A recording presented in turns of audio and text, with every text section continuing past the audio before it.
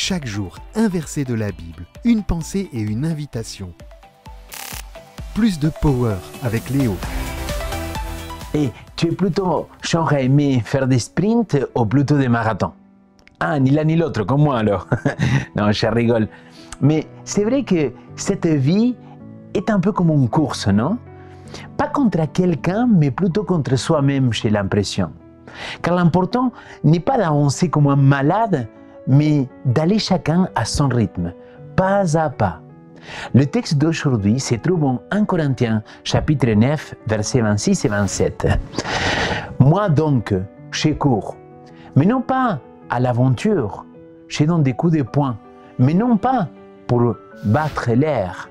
Au contraire, je malmène mon corps, je le traite comme un esclave, de peur qu'après avoir fait la proclamation pour les autres, je ne sois moi-même disqualifié.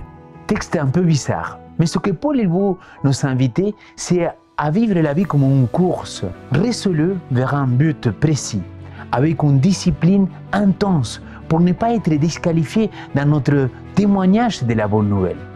Paul était en train de parler de la discipline.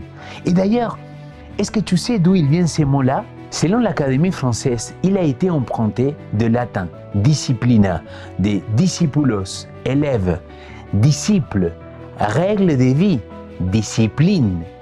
Quelque part, c'est un peu, si tu veux être un disciple de Jésus, on est invité à être discipliné. Je vous partage la citation du jour. Dieu conduit son peuple pas à pas.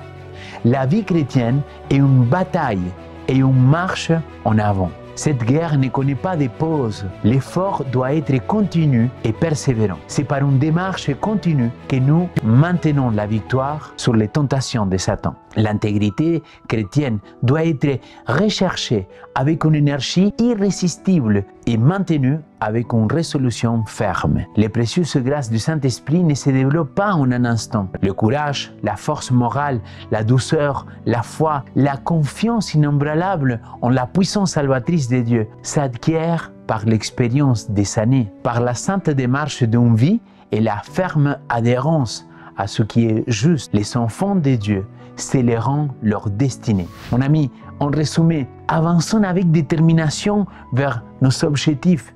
Mettons le turbo pour atteindre nos buts.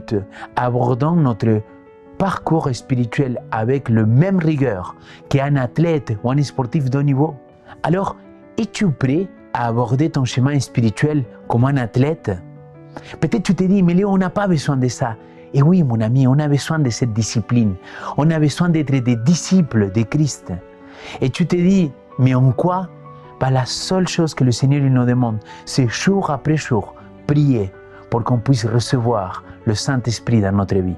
Prier pour avoir plus de power.